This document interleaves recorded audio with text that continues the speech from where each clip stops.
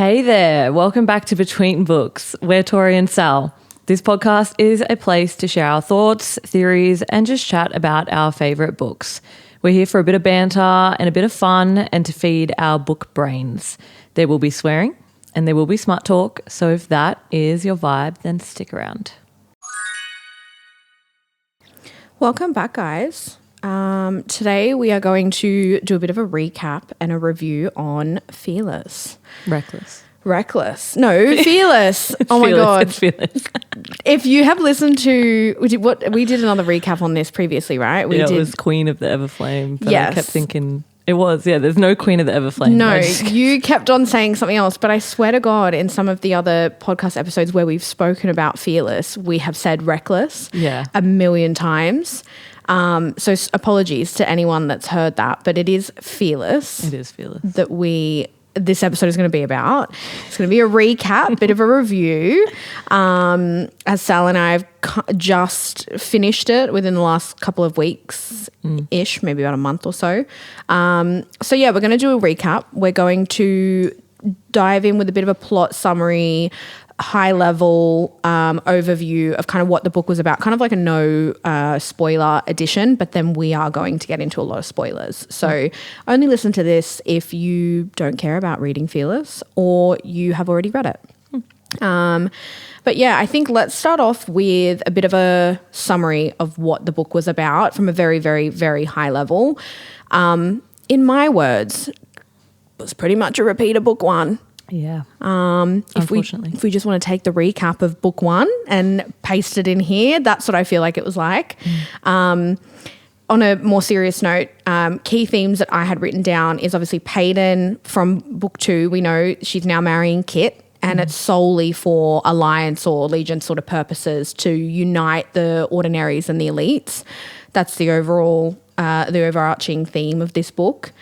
Another key theme that I kind of had was Peyton, or not key theme, but like the plot summary, I guess. Peyton loves Kai and not Kit, which is, again, the key sort of thing that goes throughout this book, which I was sadly surprised by because I thought I was going to get a little threesome.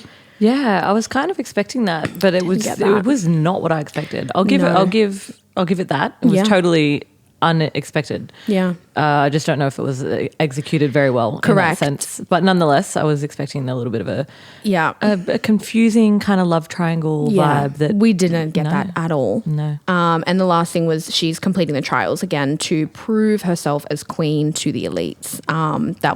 That's pretty much what the book is about, is her completing these trials again. I did find a very brief summary, which I'll just read. Peyton and Kai return to the kingdom of Ilia, where Peyton must make a life-altering choice. This decision will determine not only her fate, but the fate of those around her. The book explores a battle between love and loyalty, with Peyton facing a new set of trials to prove herself as queen. The twist and turn abound, blah, blah, blah sort of thing. But that's kind of what the third book was about, was her proving her loyalty and allegiance by doing the trials again. Yeah. That's like a very high level summary. Yeah. Anything to add? No, just I think when the trials, we'll get into this, but just doing the trial rerun again is a little bit frustrating. I think a rerun of a story, and I had this with, I wrote this in my review on Goodreads because I had this with, Avatar. Oh, yeah. With Avatar, like the movie, when I went, I was like 7 years we waited for the second movie, and like the first movie like blew the world up. It was absolutely incredible, insane. yeah. 7 years we wait, like all of that, like the trailers looked epic, and then it was literally the exact same story, like the exact same enemy, the exact same thing. Anyways, just reminded me my feeling towards it when we got the trials again. I was like, oh, damn, like I'm getting the rerun. Yeah, I was really disappointed when I thought that's where it was going to. Like when I was, reading the first couple chapters and all that sort of stuff, I could kind of tell that that's where it was going. But then when they said, she's got to complete the trials again, and I was reading that, I was like, really? We did Reckless, which again I didn't love because that was just round and round and round and round and round in circles for me personally. And I feel like since book one, we've just gone downhill. Like book one was incredible. Book one was awesome. And the novella was awesome too. 1.5. Yes. Sorry. Yeah. I think that might be like, book 1 and 1.5 definitely perfect. Amazing. I was like, this is best series. Like I loved it so much, but this honestly, I would, and we'll go through ratings later. This I would rate lower than Reckless. Yeah. Personally, my personal opinion, I think it just was worse than that. But anyway, we digress. We're getting ahead of ourselves. But that's high level plot summary in what the book's about. It'll make more sense if you've already read the other ones, obviously. But we've got a lot of thoughts about these. Yeah.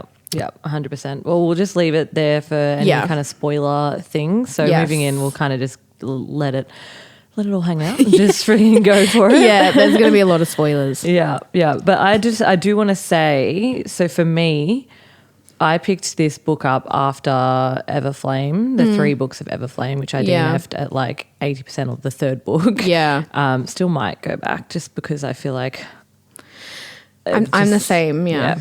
But nonetheless, I picked this up and I was like so refreshed by Pen's writing. Oh, yeah. She writes incredibly. Yes. Like incredibly. And that in itself, I think just like there's a couple things that I think for the whole series. Like I love Kai and Peyton. I just think that their love story is super cool. And even though we didn't get the full love triangle that we thought we were going to get, I was like, oh, it's kind of nice because they're dedicated to each other. Of course, and that makes like it actually made me feel like, oh, maybe I shouldn't have expected a love triangle because their love is so like absolute, which I is get nice. that. Yeah, but her writing, amazing, man, it's so eloquent and poetic. Yeah, I wrote down remember I don't know if I messaged you. You did. You texted me. There's 2 lines that I like. The one at the fireplace, which I'll say now, but there was another one as well that I like literally read and I read it again and I read it again and I was like, I just walked up and I went to James and I was like, this is how this lady explains putting a ring on a finger. Anyways, so tell us. The first one was walking into a room and she's kind of setting the scene and there's a fireplace in the corner. Mm-hmm. And she says, embers endure a slow death at the bottom of the hearth, glowing faintly with the remnants of warmth. Crazy. Could have just said fireplace, but she said that. That's amazing. That's freaking beautiful. I know. I remember when you texted me that I hadn't started reading it yet. And I was like, oh, so refreshing. It's just like, I don't know. There's something about it that just makes you like, oh. Yeah, warm. Yeah. It feels warm. Yeah. Like, I love her writing. And the other one was, this is from Kai's point of view about the ring put on the finger, put on Peyton's finger by Kit. Says, I thought I'd known torment until it wrapped around her finger. No, torment was a tangible thing and it gleams atop her tanned skin. Yes, I remember that. Yeah. Crazy. Like, that's insane. I wish I brought my Kindle because I did the same thing throughout. I highlighted a lot of the quotes. I think a lot of people do that, but I highlighted a lot of the quotes and I was like, oh, so beautiful, and so well written.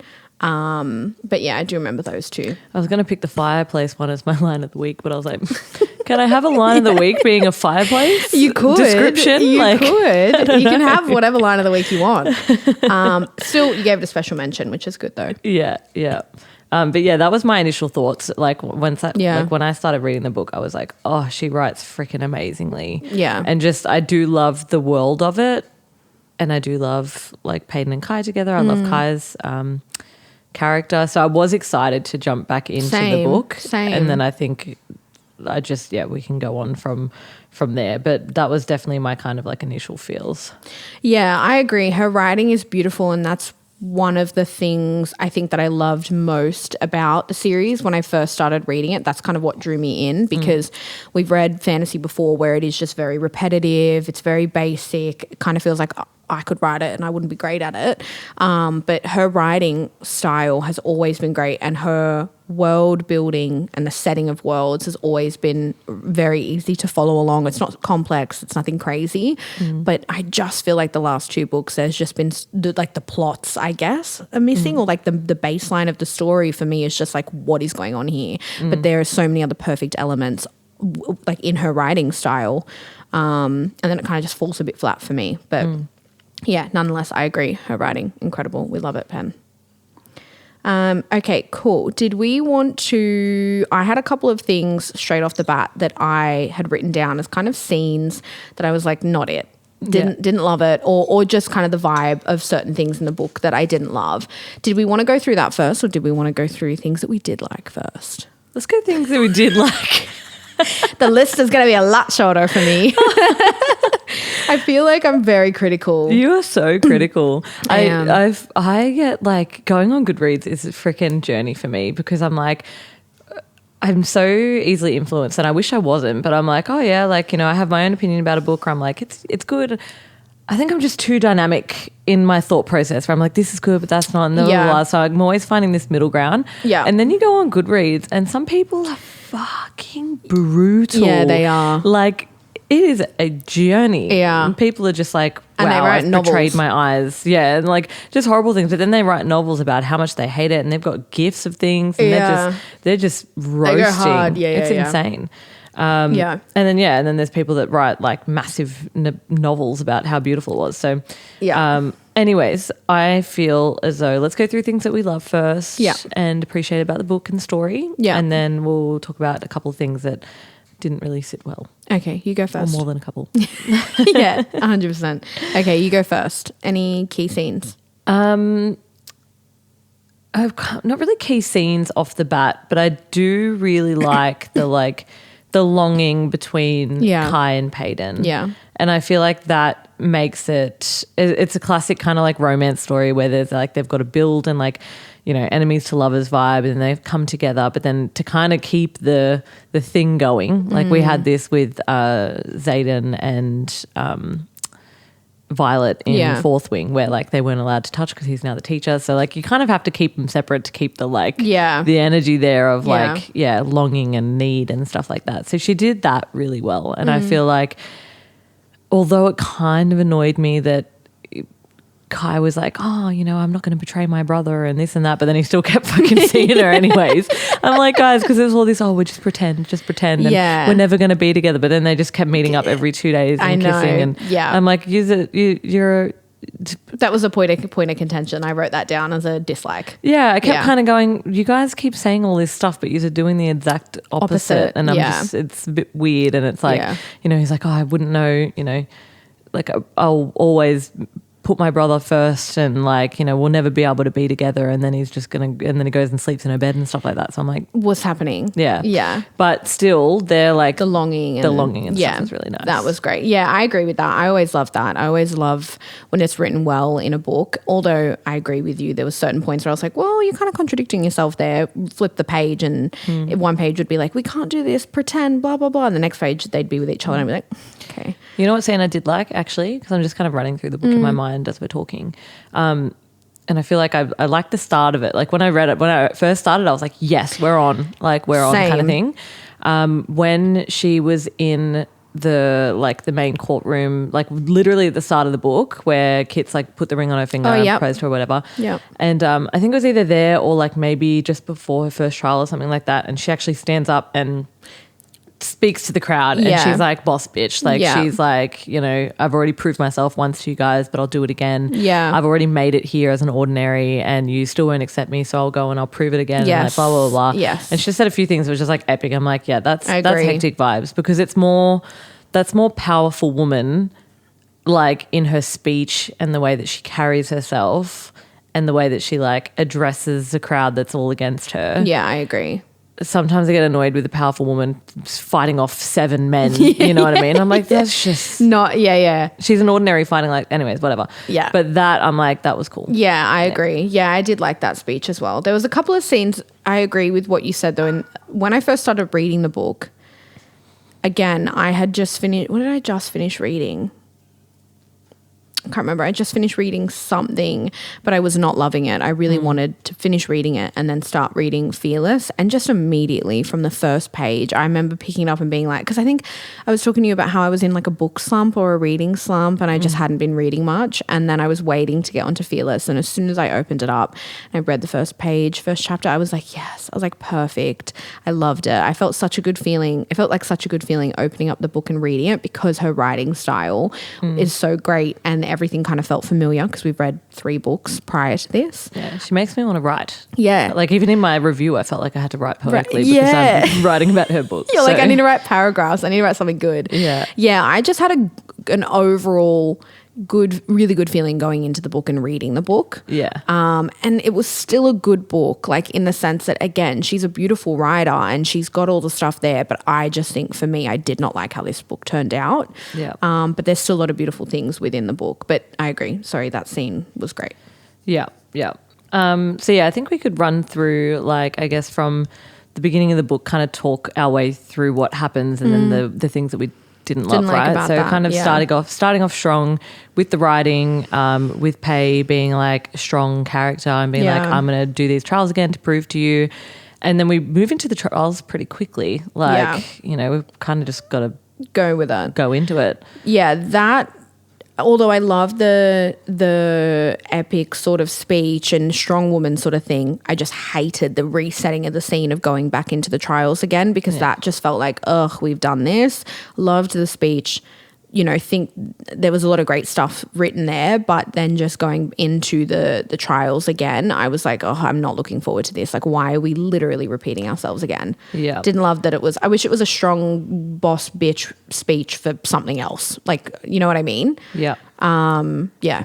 Yeah. So we were given trial 1, which was she had to go to receive the crown or retrieve the crown. The crown of the like late queen, great grandmother or something like that. Yeah. Whatever her name was. Yeah. So she had to go and get that crown, which had been there for years. Yeah. And not collected because no one was courageous enough to do it. And it was all supposed to be haunted and all this kind of stuff. So that was her first quest. Because the trials were set on the 3 Bs. Bravery, brutality. And? I have no idea. Brilliance? No. Beast? No. I don't know. Third one, we don't know. But they were based on 3 Bs. So, and I guess they kind of did go hand in hand. So yeah, she had to go retrieve that crown. What did you think of it? I really did not like the crown trial. Neither. I think I skimmed pages. Most of the trials I didn't really like. Yeah. I liked the ship that was mainly just her and Kai just chilling. Yeah. And like the reading the books and stuff. But yeah, first trial, I just thought, okay, so this hasn't been retrieved for ages. There's been apparently bandits that live around there because of this crown for so fucking long. Yeah.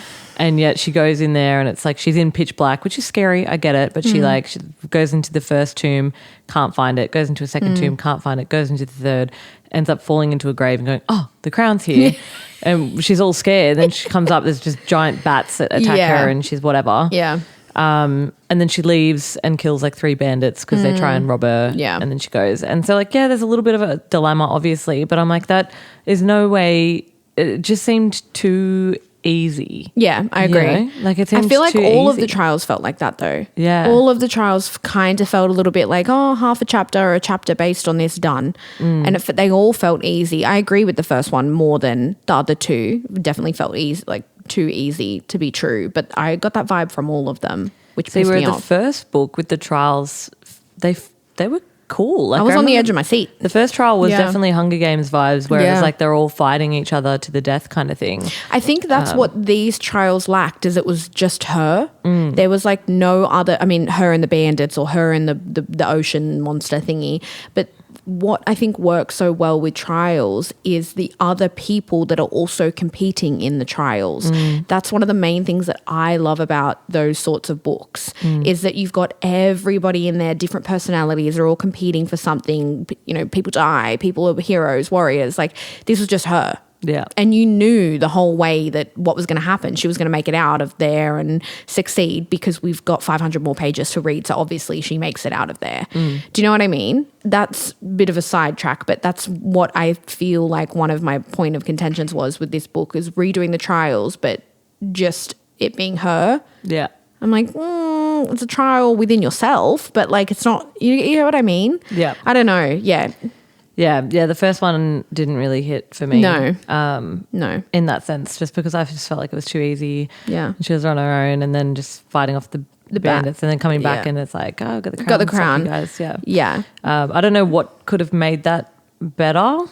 Like, but maybe, I don't know, because I even thought there was like this whole like kind of feeling like there was a ghost around or I don't know, something. But I just felt like because there was so much that happened in this book. Yeah. There was a ridiculous amount, which happens in a lot, but I feel like it was also quite like almost an overload. Yeah. Like usually there's a lot that can happen in a book, but it's a massive book. Yeah. Whereas this isn't a huge, No. like it's not a huge like Quarter Silver Flames freaking Book, yeah. 1,000+ pages or something. Like it wasn't that big and there was just so much that happened. So I think that maybe there wasn't enough time being able to be spent in each thing. Yeah. But moving through, so the second trial was she had to cross the sea to forge the alliance with the random queen who gave off like fantasy vibes, but not. She was like real powerful and like just with a weird like, you know, crazy colored eyes as well. It's just like this whole thing, but she's supposed to be like a complete mortal, like immortals across the sea. That really threw me. I think during those couple of chapters I had to reread it a couple of times when it came to like that queen, because I was a little bit confused with her relevance and who she was, and then she was there, and then again it kind of felt like something that just was the queen. They needed somebody. She needed someone in there. She needed to write about someone in the book that they were trying to go forge an alliance with, but then you're never going to hear about her ever again, sort of thing. Yeah. But yeah, nonetheless, she had to cross the sea, make an alliance with this queen, but obviously crossing the sea, the shallow. Was it called the shallow sea or whatever? Yeah. And there's supposed to be, you know, monsters, sea monsters, and all these sorts of things in there. Yeah.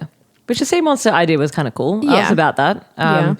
Really wish Peyton didn't kill it. Like she just had to go and forge the alliance and come back. She didn't have to be the one to kill the monster. Like at least a team effort or something like that. Yeah. I'm like, only ordinary on the ship, giant ass fucking sea monster.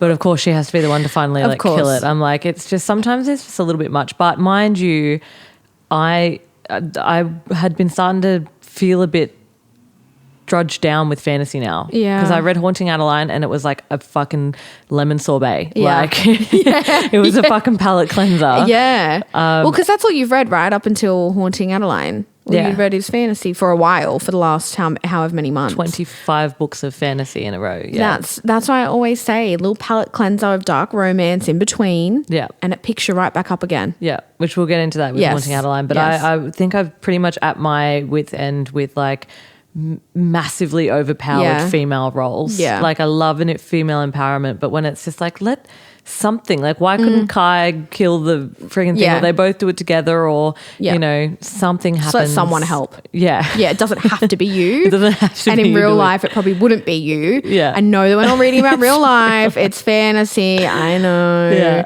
But you do get to that point though where like I feel like that I was saying that before though, that when you read so much fantasy back to back to back, you're reading the same shit essentially. Yeah. The premise is the same. Yeah. Especially because we like romantasy.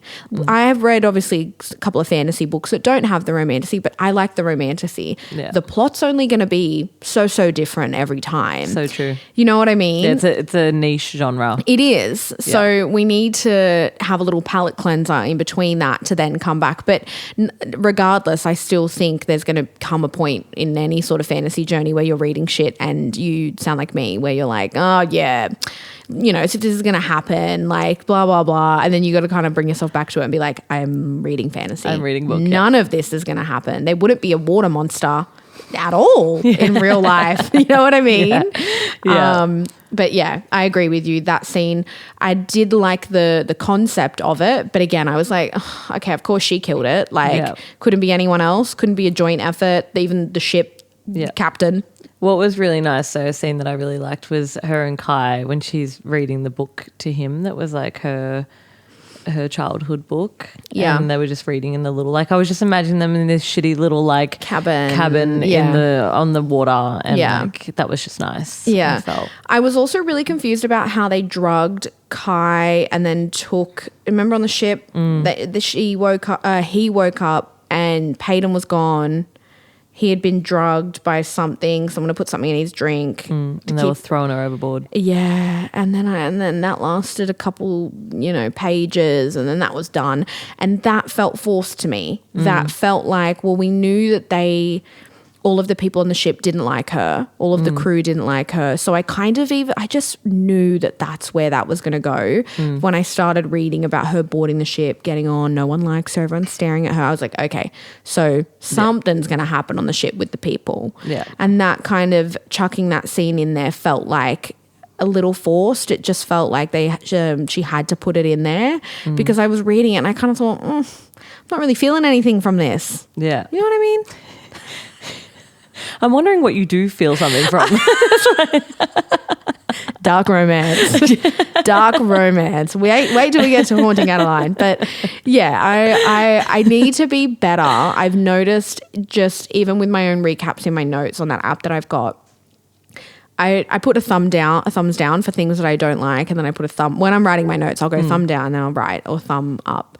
I didn't even know you could do that. I have one thumb up in all of my girl. So I need to be. You gotta get some positivity. I know. In your life. Yeah, I know. I need to be, but I think it's because I just take note more of the things I don't like because the impact feels bigger. Yeah, when it's like writing a Google review on a hospitality business. Yeah, people are gonna only people don't really make the effort to write a good review. But if they're like pissed off about something, they'll write a bad review. Exactly. It's like if I find I have a really bad experience somewhere, I'm like, fuck, that was actually really shit, and I want to write a review. I'm like, well, if I don't write a good review, I can't write a bad review. So I'm like, as long as I write a bunch of good reviews, which I think I've got about 15 Google reviews on Google. So do I. Yeah. And most of mine, I've never left a bad review. No, neither. I'm too scared. Same. I've only written good reviews. And you know what? My thing, sorry, I just interrupted you, but I'm like, my thing is if I can write a bad review, I can email them. Yes, correct. And just say, hey, this was my experience. It doesn't need to be a public shaming. Yeah.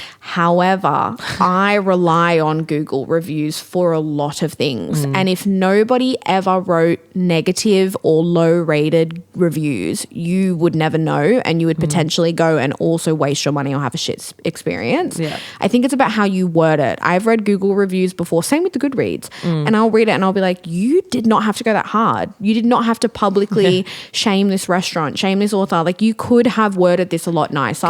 Constructive criticism. Correct, which some people don't know how to do that. Yeah. But I've only ever written good Google reviews, and I've written, I think about 10 or 15. I wrote several when we were in the UK. Like, I am in my Google review era. When you're traveling, I feel like it lifts up a little bit because you just... Yeah, I want to review everything. You're there for the experience. Yeah. You want to remember it. I want to review everything. Restaurants. So I know how to leave a good review. Yeah. I need to be more conscious when I'm reading to, oh my God, I felt really nice when I read that. Yeah. Write it down. Yeah. And I know that I don't do that because I literally will catch myself going, oh, that was like such a really sweet moment. I should write that. Nah. Yeah. I catch myself doing that. Yeah. So I need to get better at it because everyone's just going to be like, wow, what a grouchy, miserable fucking sack of shit Tori is. So I will, moving forward, I will make a better effort on the joint books. Find the balance. I have found myself getting more critical the more books that I read, though. That is definitely a thing. It's very easy because you've read so many fantasy books of the same thing to be like. But I'm also like, I can't write a fucking book. Yeah. So I'm like, I have in the back of my mind, I'm like, this is someone's work of art. And But then I'm like, I go on Goodreads and people are just fucking, they tear it to all shreds. sorts of everything. Yeah. I'm like, man, being an author would be brutal. It would. You got to have thick skin. Yeah. It's not for everyone, hence why everyone's not a writer. True. You know what I mean? But yeah, let's work through the rest. Little bit of a fucking yeah. Let's go work through the rest of the book. So the third trial was she had to fight an elite. You're like, wait, let me put my critical hat back on. Why? Yeah. She had to fight an elite in the arena. Yeah. It was the arena, similar to what she had to do in Everyone watching. Yeah. Everyone watching, right? And I don't mind that vibe. Like, I loved that vibe in book one. I'm not saying that's, a bad trial or anything, but what did I write? Peyton having to fight Kai in chapter 43. Obviously, it was supposed to be a shock, horror, wow, plot twist sort of thing. It infuriated me reading that because I just thought this makes zero sense. Yeah. I was very confused. It made no sense. I thought maybe he's like drugged or like got some sort of thing or under some sort of fucking spell because he was like had a crazy look in his eye and he wasn't really him. And why did Kit pick his brother? to potentially fight and die against Peyton, because that was the whole thing, right? Fight to the death. That made zero sense to me. And I just got angry reading that. It was clearly supposed to be an emotion evoking sort of thing, but I was so annoyed reading that because I thought, this just feels lazy to me. Like picking him to be the shock moment. You know what I mean?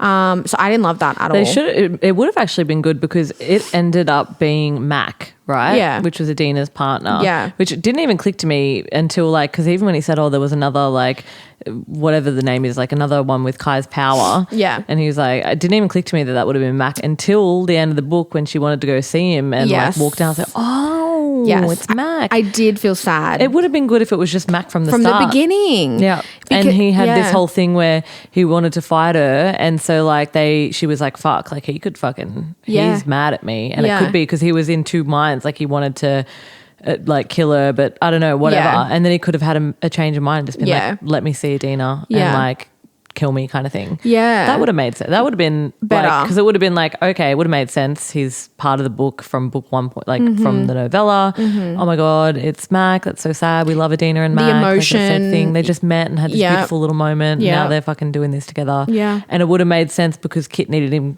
killed, which was the reason why Kit used him anyways. But why did he have to pretend to be Kai? Yeah. I don't know. Yeah. That really just... And when she was mourning him, I was like, wow. Because she was mourning him for the night, and then she woke up and she was like, holy fuck, I just killed Kai. And this whole thing. And I was like, wow, I'm like, surely not. Yeah. But then it kind of dragged on. I couldn't really grieve because I'm like, you literally can't kill Kai. So I'm like, it's obvious that he's not. But then he literally got dragged away dead, and she was grieving him all night and she woke up and I was like, surely not. Happening? We're not killing Kai. Yeah. So, and then it was all of a sudden she hears his name down the hallway. I'm like, what do you mean? Yeah. I'm confused. Yeah. So I get it, but it could have, I reckon if it was Mac just off the bat, would have made sense. And it would have still had the same sort of emotion, sadness and that connection to the book without the confusion. Because I just was so confused when I was reading that and I was annoyed and I was like, this is just not hitting. Yeah. It wasn't getting me my feels. Yeah. It wasn't until I found out that it was Mac that I was like, Mac. Oh, I'm actually sad about that, especially because of the novella. Yeah. I was just going back to the novella and I was like, oh no. And she found him, when she went and seen him, he was wearing the vest that looked the same. Oh, so blessed. We should have another book about them. Yeah. Because I loved that. Yeah, Adina and Mac. I loved them so much. I loved Adina. Her character was just so soft and sweet and nice. Yeah, I agree. So that was the third one, which obviously she won. Obviously killing Kai. He kind of killed himself in a way. Yeah. I don't know. That thing was weird. Yeah. But that was the third trial, which ultimately she won. I'm just seeing if I think I had another note. I did have two other notes that I'd listed. The hate towards Blair, obviously who's the girl that killed Adina. Yeah. Seemed forced. I couldn't get around it. I feel like they needed a villain because most fantasy books or stories need a villain. Yeah. They need someone. Yeah. And they obviously... She ended up killing her by smushing her face in fire, which was really random as well. Yeah, that was a really random way to go. Some of the deaths in this book were a bit weird, bit of a random way to go. But I just felt like I didn't feel anything by the hate towards Blair. The scene would just pop up and then it'd go. And then pop up and then it'd go. Yeah. But I just didn't... Yeah, it felt forced. Yeah, I think the first scene when Blair came in, I was like, oh, right, this bitch. And I was like, she killed Adina. And it was kind of this whole... thing at the ball or whatever when she saw her for the first time, and I was like, oh, that's right, we're gonna have something happen there. But then after that, it was Blair was kind of being held away from her, and but then they'd cross paths. Yeah, but then, she randomly went to her room and just went and killed her. Yeah. Again, but Blair is so powerful. Yeah. She's literally a freaking shapeshifter. Yeah. Or no, she's a telekinesis. She can literally just throw freaking knives from midair. But Lil Pay killed her. Somehow Peyton killed her. Pay killed her. Yeah, which I get. She's all powerful. Everyone's all powerful. Everyone's so fucking powerful. When they're not. Everyone's so fucking powerful. They're powerless. All the time. She's powerless. It's the first book. But yeah. Anyways. No. Now she's fearless. Yes. Clearly. Yes. So that was just another note that I had in there about, again, we need a villain. I don't feel anything about the villain. I feel like the story should have evolved. There should be more with that. Yeah. To evoke some sort of emotion or anything, but it felt a little bit forced to me. Yeah. Moving through to the end half of the book, because that's just when everything kind of goes fucking, I don't know. I don't even know. Like, so much happens. And there's a lot. I see where she's going with it because it's like plot twist vibes. And I feel as though this book did completely, like, I just had no idea any of it was going to happen. So it completely, swayed the whole thing. Yeah. But not in a way that I was super satisfied with. In my mind, this book could have been like love triangle vibes. Mm-hmm. I kind of see, because my whole thing was like, how does she actually get out of this? I think it was a love triangle, but it was a love triangle between Kit and Kai and Peyton. Yeah, true. Yeah. Yeah. You know what I mean? That's, I think, where it really was. We've seen it in the end. There was two relationships. There was a triangle, but it just wasn't the way that I wanted Peyton it to be. wasn't in the middle of it. Correct. It was Kai. And I thought, this is the first time reading something like this. A little bit of bromance, bit of incest sort of vibe. It is really beautiful. Like, I think at the end when you're reading Kit's notes, and it's like he really just wanted like his brother. Yes. And he ended up hating Pei because she betrayed him and stuff, which I totally get. Yeah. But yeah, I don't know. I was so sad for Kit's thing because I actually loved him in like the whole like book 1 and book 2. I just thought he was so beautiful. Same. And then he just kind of turned into this like, wanted to be the best, reinstate the plague, jealous kind of take over Kai, like guy. Crazy. And I get it, like the plague made him like all crazy and stuff like that.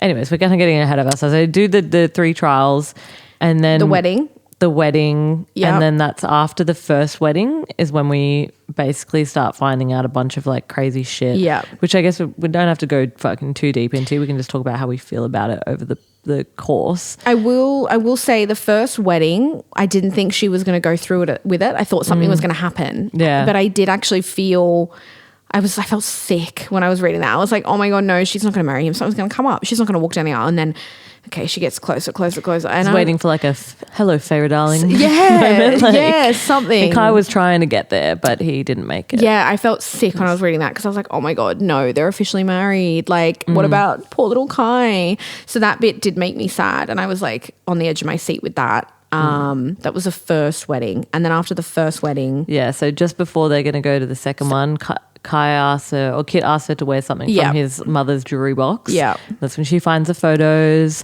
of his mother. Yes. And sees such a similar resemblance and love letters between her and Callum. Random. I forgot all about Callum, by the way. Yeah, he was another one that's a side character, very similar to Fourth Wing. Side characters just became a random main character, and I was like, oh, I forgot who you even were. Yeah. So then it turns out Callum is all evil, biological daddy. Yeah, crazy. Crazy. I did not see that coming. Like, plot twist, I will say, I was shocked. Yeah. Shock factor, great. Actually, like I said, it was interesting how she kept putting the king's little bits throughout the book. Yeah. So throughout every book, every couple of chapters, it was like a prequel of the birth of Kit and the king, the original king, and like how a birth of this random child was happening. So after a little bit, you started putting it together. I'm like, oh, okay, Peyton's like going to be this daughter born with white hair or whatever. Yes. Like Peyton's going to be a lost royal. Yeah. Giving Tangled kind of vibes. Yeah. Stolen and then fucking come back into the picture, like kind of thing. But totally didn't see that being a thing. But then I was like, oh, this is how she's going to make Kit and Peyton not marry because they're brother and sister. Yeah. So. I didn't see the bro and sis vibe at all. I didn't see little bro, big sis or whatever, big bro, little sis. I think the whole like trying to map out the family tree was what made things pretty messy. Yeah. Because it's like, oh, Callum's a biological dad. I'm actually a lost royal, which means I'm now sisters with Kit. And then looking back at all of that, that means that there's no possible way that Kit's mum could be Kai's mum. Yeah. Or plus like, there's also Pei's adopted parents. Yeah.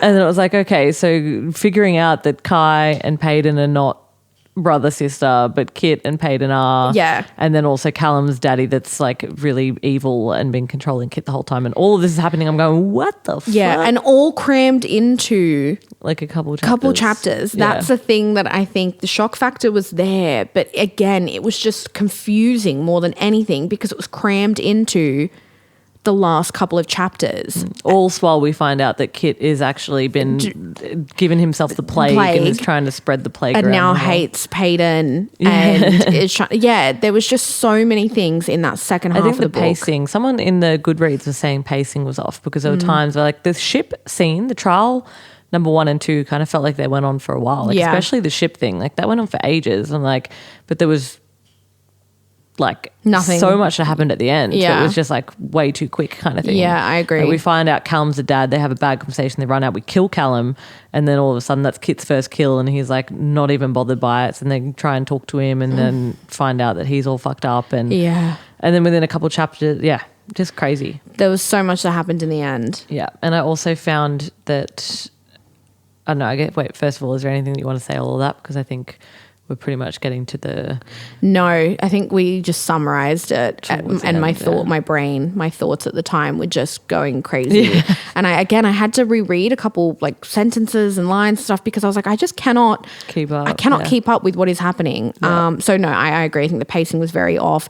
The plot twist, shock factor was there, but it just confused me. So you know, it was a nice moment when Kit, Kai, and Payton were like drinks. Yeah, sitting, they got drunk and like, and they're in the kitchen and like throwing food or whatever. That was nice. But it was always kind of this thing like Kit, you know, relaxed around Kai, but then like, you know, would turn a little bit sour make a with remark Payton. Or something. Yeah, so. I agree. But those scenes were a little nice. I think they had 2 of them. There were two that I noticed, and I was like, "Oh, this is actually really sweet." Yeah. But then Kit would come out with something, and Kai would be like, "What is going on?" Yeah. But those were nice moments. But no, I think we know we're at the end of kind of the book. Yeah. Well, I'm just gonna say it.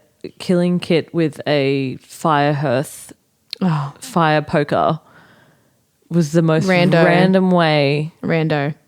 I told you some of the deaths in this book were random. Kit's death was so random. Random, yeah. Like they were just... What's with the fire in this book? Yeah. Fire, squish face in fire for Blair, whatever her name is. I just think like having a little combat with a thing like accidentally killing your brother by stabbing him is just so random.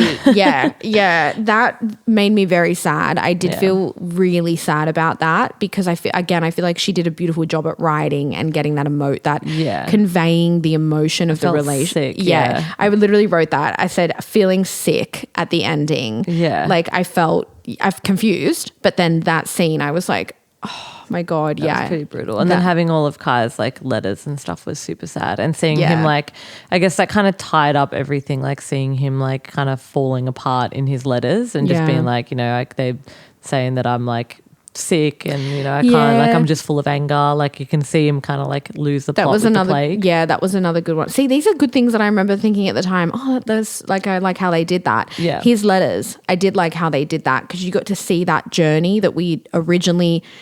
It's like she caused all this confusion and you're going, hold on, inject yourself with the plague. What do you mean? Blah, blah, blah, blah. How did that come about?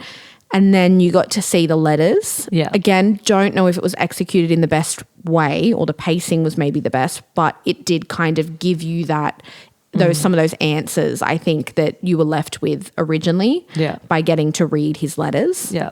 I feel like if you cut the trials out of this completely. Could have been its own. And made the story just like the second half. Yeah. Like for a little bit of action, you could have made like Kit go a bit crazy and like Tamlin vibes, like just fucking tear shit apart or whatever. And you're like, whoa, what's going on?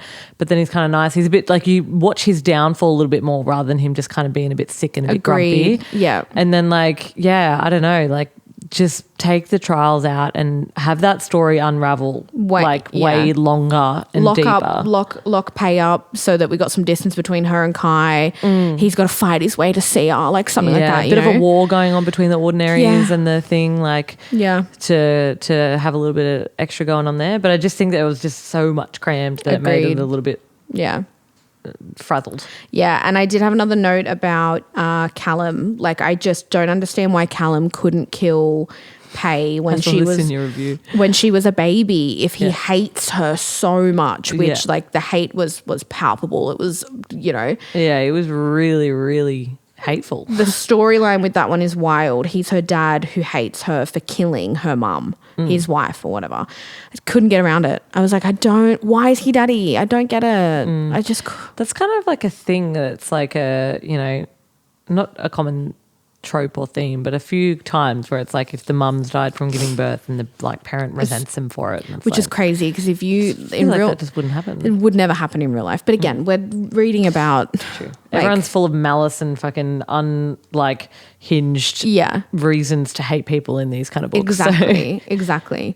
But yeah, my ending thought was poor kitty. I thought we were going to get a threesome and we didn't. So I went the complete opposite way. I read that in your Goodreads. Poor kitty. I thought we were going to get a threesome. I was like, same. So like not what I thought was going to happen. So a lot was in that book. Yeah. But maybe a bit too much. Yeah. I think. I like what you just said though about if we took out all the trials and just expanded on that last bit. Yeah. Could have had yourself a great story, I reckon. Maybe we should write a book. Maybe we should. Let's contact. That's what happened with Game of Thrones is everyone decided they fucking knew the exact way that things should end. Yeah. We don't know shit. We wouldn't be able to write. But yeah, I don't know. I don't know if I loved that. Let's do our ratings. Yes. And then finish off with our line of the week, I reckon. Yeah, perfect. So, oh my God, I'm going to put one final thought in there as well that I was waiting to, because plug for the last book when she killed the king and there was a site that videoed the whole thing. Oh, yeah. And then we moved on, we ran away. I was like, oh, that's going to come back later. Like where it's going to be like shown in a courtroom or like something. It's going to be like Kit and Kai watch it together and understand what happened and like I don't fucking know, or like understand the king. And that just did not, I got like 3/4 of the way through the book and I was like, wow, that just really never got brought back to. I thought it was going to be like a big moment of realization for Kit or Kai or the community, the fucking ordinaries or something, or the elite, sorry, but it just never happened. And then she ended up mentioning that like Kit was just like, oh, I saw the video, or Kai was like, I saw the video, and then that was it. I was like, wow, I was really expecting that to be like a thing. Yeah, and now that you say that, I had forgotten all about that, but that's probably something that she thought, oh, I'm going to end it like this in book 2 in case I want to pick up on it, and then just thought, can't be bothered. Yeah. But yeah, look, I rated it 3.75 because I just love Penn's writing. Yeah. I think that there was a lot of beautiful things about it. Overall, I've maybe even for like the whole series, I feel like that's pretty adequate. Yeah. Like as an overall rating. I agree. But yeah, 3.75 because I liked it, but there were a lot of holes. Yeah, I think I gave it 3 on Goodreads. I think I would increase it to 3.5. You can't do half a star, obviously, but like on the Goodreads app. But I think I would do 3.5 because I do really love her writing. And I will say that I can't remember what book I read before that one, but I was in a really big slump. And I feel like this did definitely bring me out of the slump. Was it Everflame or no? Was it? I think so. Or was it another fantasy book? It might have been something else that you were reading. I can't remember, but I was in a slump, and I do feel like this, even though, like you just said, there was a lot of holes and stuff like that, and I had a lot of things to say constructively. The writing is beautiful, and I did feel good reading the book. Yeah. So I think I'd do 3.5. Yeah. But I definitely think book 1 was top tier. Yeah. Novella, beautiful. But then I just haven't felt that same thing since. So I would agree probably like 3.5, 3 for the whole thing. Yeah. Did you want to do your line of the week? Yeah. I wrote 2, but I'm going to pick one, obviously. Yeah. So my line of the week is from Kai, and he says, I'm in love with a girl I'd had bowed to long before she became my queen. We love it. We love a man that worships his woman. We love Kai. I will say that as well. I did find a lot of the lines, I think I said this earlier, but I highlighted a lot of stuff, and it would have been the dialogue. I feel like their dialogue was great. His dialogue is great. Amazing. Yeah. He says the most beautiful shit. And that's why Hayden even calls him like, you're a poet. Yeah. And he said something like, you're my muse. What the fuck is a muse, by the way? A muse is like the way, inspiration. So a muse is like your inspiration for something. You drive your inspiration. So I imagine like when I think of a muse, I think of someone that like you do things artistically, whether it's art or fashion or poetry or whatever, based off your inspiration and thought of this person kind of thing. Okay, yeah. It's like a muse, I guess. Yeah, makes sense. That's definitely not the Google definition, but that's my definition. My line of the week is by our lovely Kai. Marry me, pay. I'm already on one knee, but I'll get down on both and beg for you if you'd like. Again. What can we say? Just so in love with her, and it's so beautiful. He really, really does. Like, I don't know, he just says the most beautiful shit. Sometimes I'm like, fuck, if a man said this to me, I'd be like, jeez. If Joyce said that to me in real life, I'd be like, yeah, it's just get up. Yeah, what are you doing on your knee? Some romantic like things in a book that just works in a book, and you're like, wow, that's so beautiful. It would never work in real life. Yeah, I talk about that with Joey all the time, and James I talk about that with too. I'm like, if this happened in real life, I'd be like, get away from me, you're disgusting. Yeah. Well, like I think that wraps up our review. That's a lot. Is that the last book? She's not doing another one. No, there's okay. Well, there is another one. There's a 3.5 though called Fearful, which is super random. Look, I've got it up here right now. Powerful. Okay. Lauren Roberts. I didn't even realize that there was Fearful. So is this going to be another novella? Fearful. Fearful, the Powerless Trilogy, number 3.5, with a 4.6 rating, 57, 143 reviews. But it hasn't come out yet. I don't know. The reviews expected publication September 2nd, 2025. Okay, so it's going to be a novella. Set during the time of Fearless, a mysterious figure arrives in the kingdom of Ilya to witness the fight for the throne and the price it costs those sworn to defend the land in this beautiful and heart-wrenching story. Who would that be? So during the time of Fearless... Yeah, the fight for the throne. Kingdom, yeah. Yeah. The fight for the throne. Who was fighting for the throne, though? Like, Kit just inherited the throne. Well, maybe they expand on it more. Yeah. Yeah, I don't know. We'll have to see. I guess we'll do a review with that one because the first novella with Adina and Mac, loved it. Beautiful. So I hope that this is great as well, but I will also be a little pissed off if the novellas are fucking better than the actual books themselves. Like if she puts her whole fucking pussy in this, I'm going to be really annoyed. Why does someone write their first review on it says, so ready to hate read this? Yeah, like don't read it then. What do you mean? Don't read it. Fuck. Yeah, people are just wild on Goodreads, honestly. Goodreads is kind of like Twitter. Have you ever been on Twitter? Yeah. People are crazy on Twitter. Random. But we will definitely do a review of that in September when it comes out and we read it because we're definitely going to read it. Yeah. You still? Sorry. I'm just invested to know what it was because someone said the silence is over. Kit's side of the story is here. The villain is finally getting his voice. His letters cracked me. His POV will wreck me. Oh, is it his What we did get his POV in this book though. But do you remember the start of the book was like two cloaked figures meet in a alleyway? Yes. Yeah. Did we figure out who that was? Because I started reading that first chapter and I was like, I don't even remember if we figured out what that was. Maybe there's there's something to do with that. Yeah. I guess we'll have to wait and find out. But we no doubt will do an episode Okay.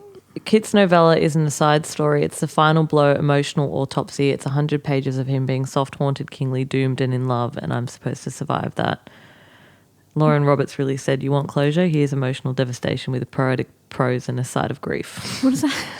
Okay, so maybe it's Kit's POV of some sort. Maybe it's his journey to decide to do the plague thing. Okay. Yeah. Okay, so maybe that gives us that little bit of closure that we're talking about, how we were just very confused at the end with how everything came out. So maybe we get more of a look into his view of things and what drew him to do this. Yeah. Which could be nice, could be good. But yeah, nonetheless, we'll do a review when that book comes out. But for now, I guess we will temporarily close this chapter of Lauren Roberts until, September when we do a review on that one. All right. Other than that, guys, tune in for our next episode. We will be doing a book review on Haunting Adeline. It's going to be a big change of pace. I'm ready for it, though. Same. Thanks for listening, guys. Let's do it.